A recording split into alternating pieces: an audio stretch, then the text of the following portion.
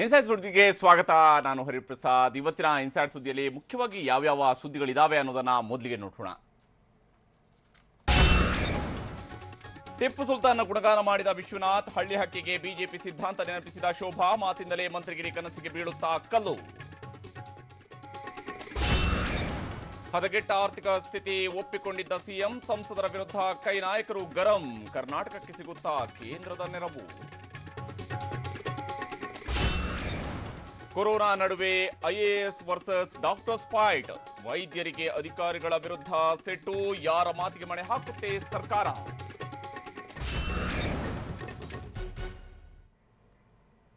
ಬಹಳ ಮುಖ್ಯವಾಗಿ ಟಿಪ್ಪು ಸುಲ್ತಾನ್ನ ವಿಚಾರಕ್ಕೆ ಸಂಬಂಧಿಸಿದಂತೆ ನಾವೆಲ್ಲರೂ ಕೂಡ ನೋಡಿದ್ದೀವಿ. 2015 ನಂತರ ಯಾವಾಗ ಕಾಂಗ್ರೆಸ್ ಸರ್ಕಾರ ಅಧಿಕಾರದಲ್ಲಿದ್ದಂತಹ ಸಂದರ್ಭದಲ್ಲಿ ಟಿಪ್ಪು ಸುಲ್ತಾನ್ ಜಯಂತಿಯನ್ನು ಆಚರಿಸ್ತೋ, ಅಲ್ಲಿಂದ ನಂತರ ಟಿಪ್ಪು ಸುಲ್ತಾನ ಎನ್ನುವಂಥದ್ದೇ ಸುಲ್ತಾನನ ವಿಚಾರವೇ ಬಿಜೆಪಿಯ ಪಾಲಿಗೆ ರಾಜಕೀಯ ಅಸ್ತ್ರವಾಗಿತ್ತು.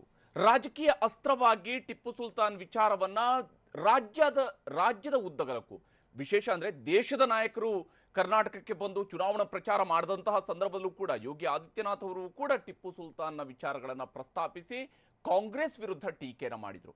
ಆದರೆ ಬಿಜೆಪಿಗೆ ಇನ್ನೂ 1 ವರ್ಷ ತುಂಬಿಲ್ಲ. 1 ವರ್ಷದ ಆಲ್ಮೋಸ್ಟ್ ಕಳೆದ ರಾಜೀನಾಮೆ ಕೊಟ್ಟ ಸಂದರ್ಭದಿಂದಲೇ ನಾವು ಲೆಕ್ಕ ಹಾಕಿದ್ರೆ ಸುಮಾರು 1 ವರ್ಷ ಅಂತ ಹೇಳ್ಬೋದು. ಆದರೆ ಅಧಿಕೃತವಾಗಿ ಡಿಸೆಂಬರ್ನಲ್ಲಿ ಜಾಯ್ನ್ ಆಗಿದ್ದಂತಹ ವಿಶ್ವನಾಥ್ ಅವರು ಈಗ ಹೇಳ್ತಾ ಇರುವಂತಹ ಮಾತು, ಟಿಪ್ಪುವಿನ ಗುಣಗಾನವನ್ನು ಮಾಡಿದ್ದಾರೆ. ಟಿಪ್ಪು ಸುಲ್ತಾನ ಯಾವುದೇ ಪಕ್ಷ, ಯಾವುದೇ ರಾಜಕೀಯ, ಯಾವುದೇ ವಿಚಾರಗಳಿಗೆ ಸೇರಿದವನಲ್ಲ, ಯಾವುದೇ ಧರ್ಮಕ್ಕೆ ಸೇರಿದಂಥದ್ದಲ್ಲ. ಆತ ಏನಿದ್ರು ಕೂಡ ದೇಶದ ಪರವಾಗಿ ಬ್ರಿಟಿಷರ ವಿರುದ್ಧ ಹೋರಾಡ್ತಾ ಹುತಾತ್ಮನಾದಂಥವ್ರು, ಈ ಮಣ್ಣಿನ ಮಗ, ಈ ನೆಲದ ಮಣ್ಣಿನ ಮಗ ಅನ್ನುವಂತಹ ಮಾತನ್ನು ವಿಶ್ವನಾಥ್ ಅವರು ಹೇಳಿದ್ದಾರೆ. ಆದರೆ ಬಿಜೆಪಿ ಇದನ್ನು ಅಷ್ಟು ಸುಲಭವಾಗಿ ನೋಡೋದಕ್ಕೆ ಸಾಧ್ಯ ಆಗುತ್ತಾ?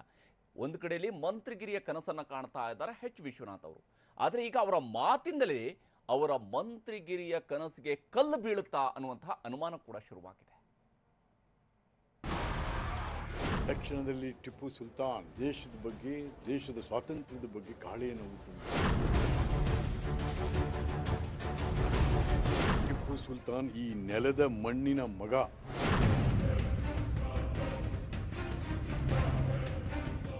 ಟಿಪ್ಪು ಸುಲ್ತಾನ್ನ ಯಾವುದೋ ಜಾತಿ ಧರ್ಮಕ್ಕೆ ಸಣ್ಣವನ್ ಮಾಡಬಾರ್ದು.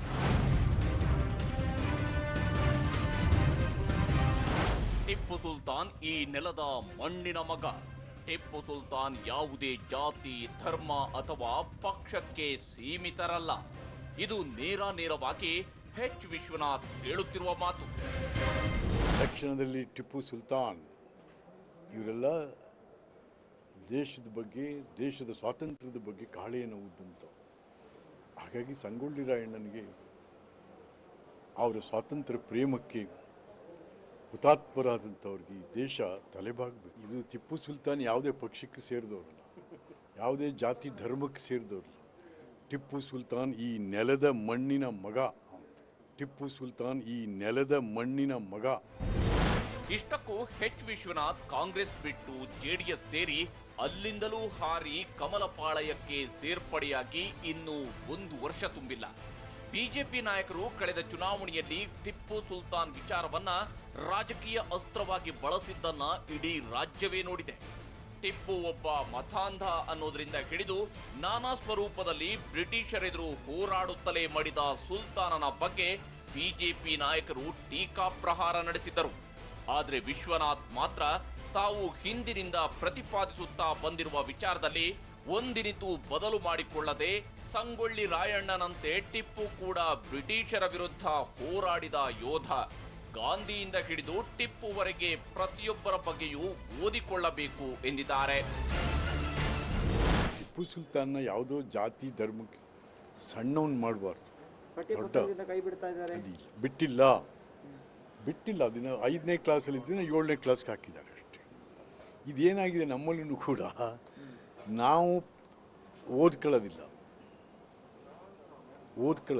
ಹೇಳಕ್ಕೆ ಬಂದು. ಈಗ ಕೆಲವು ಪಠ್ಯಗಳನ್ನ 5ನೇ ಕ್ಲಾಸ್ ಇದ್ದಿದ್ದಿನ 7ನೇ ಕ್ಲಾಸ್ಗೆ ಹಾಕಿದ್ದಾರೆ.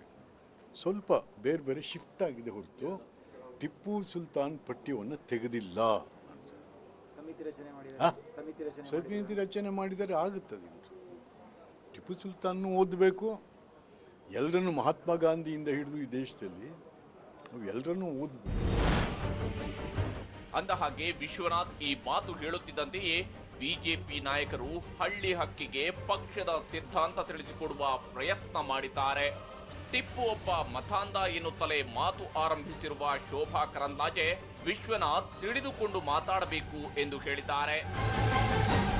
ಯಾವುದೇ ಕಾರಣಕ್ಕೆ ಟಿಪ್ಪು ಬಗ್ಗೆ ಮಾತಾಡುವಂತ ಪ್ರಶ್ನೆ ಇಲ್ಲ, ಮತ್ತೆ ಅವನಿಗೆ ಗೌರವ ಕೊಡುವಂತ ಪ್ರಶ್ನೆ ಇಲ್ಲ. ಬೇರೆ ಪಕ್ಷದಿಂದ ಬಂದಿದ್ದಾರೆ ಹಿರಿಯರು, ಗೌರವ ಇದೆ ನಮ್ಗೆ ಅವರ ಬಗ್ಗೆ.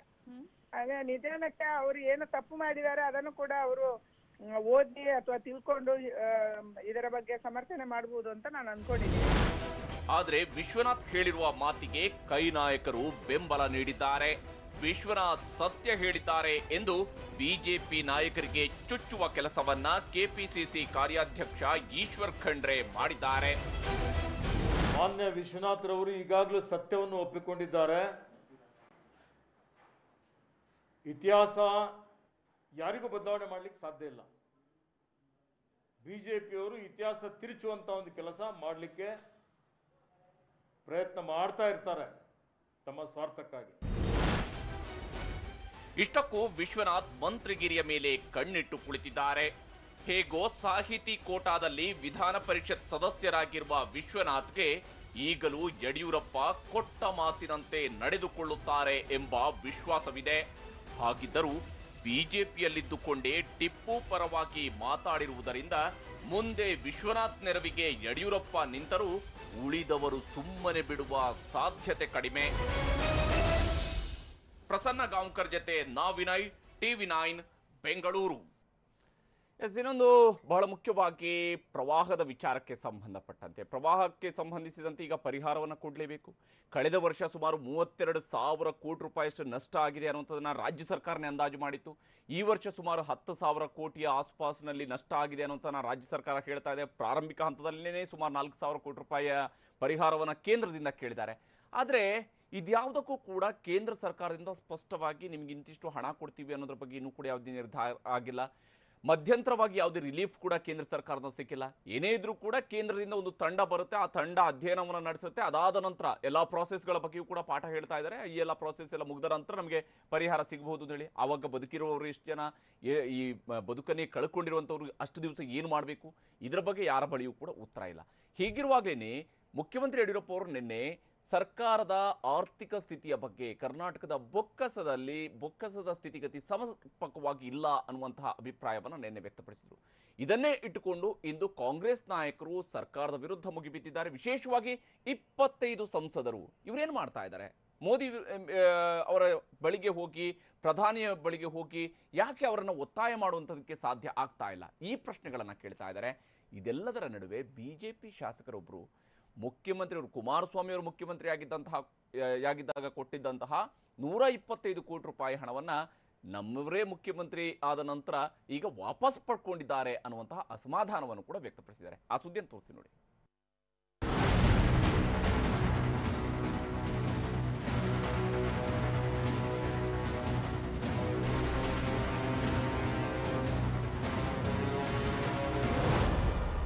ಒಂದೆಡೆ ಭಾರೀ ಪ್ರವಾಹದಿಂದ ಕರ್ನಾಟಕದ ಹಲವು ಜಿಲ್ಲೆಗಳಲ್ಲಿ ಜನ ತತ್ತರಿಸಿ ಹೋಗಿದ್ದಾರೆ.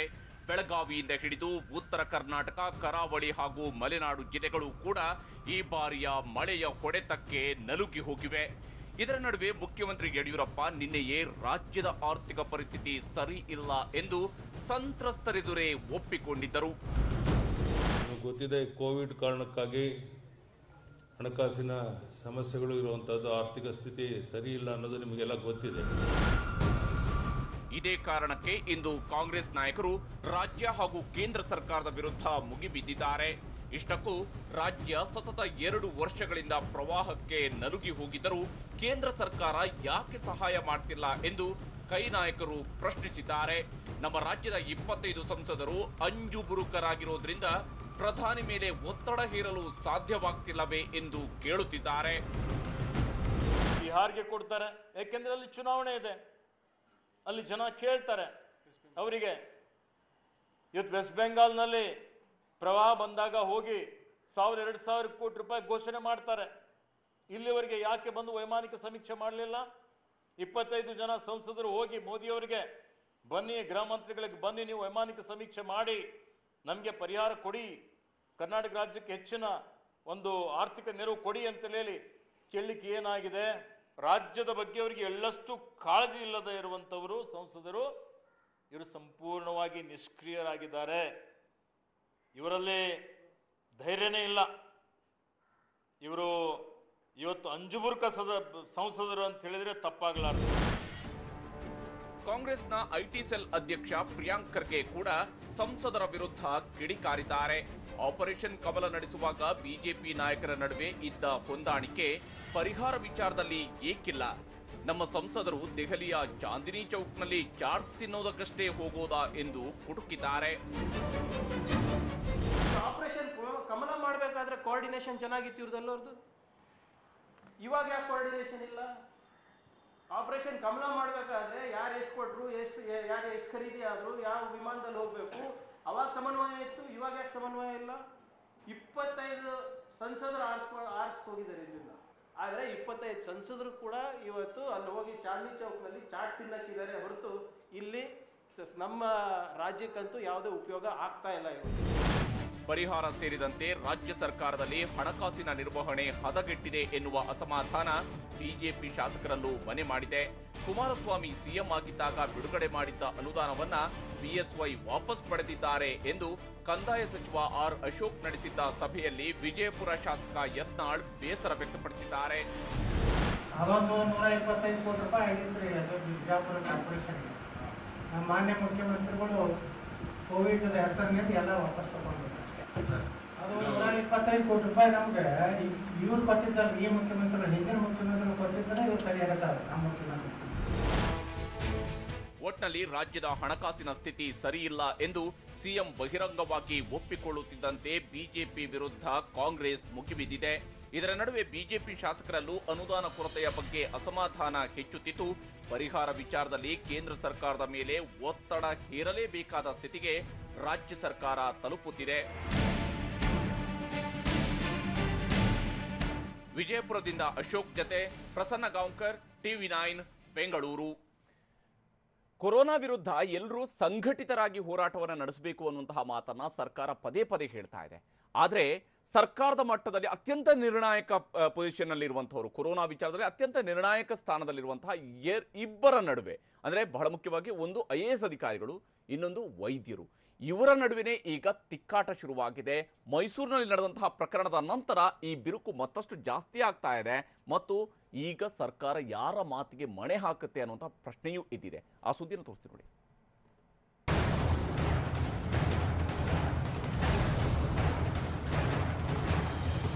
ಮೈಸೂರಿನ ನಂಜನಗೂಡಿನ ತಾಲೂಕು ಪ್ರಭಾರ ವೈದ್ಯಾಧಿಕಾರಿ ಡಾಕ್ಟರ್ ನಾಗೇಂದ್ರ ಆತ್ಮಹತ್ಯೆಯ ನಂತರ IAS ಅಧಿಕಾರಿಗಳು ಮತ್ತು ಸರ್ಕಾರಿ ವೈದ್ಯರ ನಡುವೆ ಮುಸುಕಿನ ಗುದ್ದಾಟ ನಡೆಯುತ್ತಿದೆ.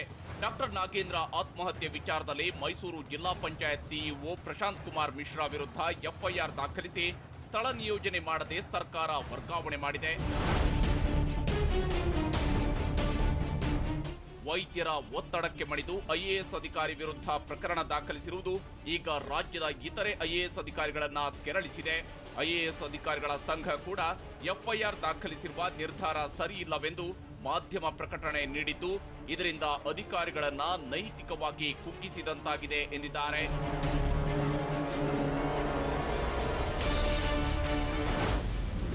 IAS ಶ್ರೇಣಿಯ ನೋಡಲ್ ಅಧಿಕಾರಿಗಳು ಬೇಡವೆನ್ನುತ್ತಿದ್ದಾರೆ ವೈದ್ಯರು. ಧೈರ್ಯದಿಂದ ಕೆಲಸ ಮಾಡಲು ಅವಕಾಶ ಕೊಡಿ ಎನ್ನುತ್ತಿದ್ದಾರೆ IAS ಆಫೀಸರ್. ಇದೇ ಈಗ ಆಗಿರುವುದು. ವೈದ್ಯರು ಕೆಲಸ ಬಹಿಷ್ಕರಿಸಿ ಪ್ರತಿಭಟನೆ ನಡೆಸಿದಾಗ ಸರ್ಕಾರ ಜಿಲ್ಲಾ ಪಂಚಾಯತ್ ಸಿಇಒ ವಿರುದ್ಧ FIR ದಾಖಲಿಸಲು ಅವಕಾಶ ಮಾಡಿಕೊಟ್ಟಿದೆ. ಇದರ ನಡುವೆ ವೈದ್ಯರು ಕೋವಿಡ್ ವಿಚಾರದಲ್ಲಿ IAS ಶ್ರೇಣಿಯ ನೋಡಲ್ ಅಧಿಕಾರಿಗಳು ಬೇಡ ಎನ್ನುತ್ತಿದ್ದಾರೆ. ವೈದ್ಯರಿಗೆ ಇಂತಿಷ್ಟು ಟೆಸ್ಟ್ ಮಾಡುವಂತೆ ಟಾರ್ಗೆಟ್ ನಿಗದಿಪಡಿಸಿ ಗುರಿ ಮುಟ್ಟದ ವೈದ್ಯರಿಗೆ ಟಾರ್ಚರ್ ಕೊಡುತ್ತಿದ್ದಾರೆ ಎನ್ನುವುದು ವೈದ್ಯರ ಆರೋಪ. ಮತ್ತೊಂದೆಡೆ ಸರ್ಕಾರ ತಮಗೆ ಧೈರ್ಯದಿಂದ ಕೆಲಸ ಮಾಡಲು ಅವಕಾಶ ಮಾಡಿಕೊಡಬೇಕು ಎಂದು IAS ಅಧಿಕಾರಿಗಳ ಸಂಘ ಹೇಳುತ್ತಿದೆ. ಅಧಿಕಾರಿಗಳಾಗಲಿ ವೈದ್ಯರಾಗಲಿ ಕೋವಿಡ್ ನಿಭಾಯಿಸುವ ವಿಚಾರದಲ್ಲಿ ಅನಿವಾರ್ಯ. ಇವರಿಬ್ಬರ ನಡುವೆ ಒಡಕು ಮೂಡದಂತೆ ನೋಡಿಕೊಳ್ಳುವ ಜವಾಬ್ದಾರಿ ಈಗ ಸರ್ಕಾರದ ಮೇಲಿದೆ. ಶಿವರಾಜ್ ಕುಮಾರ್, ಟಿವಿ9 ಬೆಂಗಳೂರು.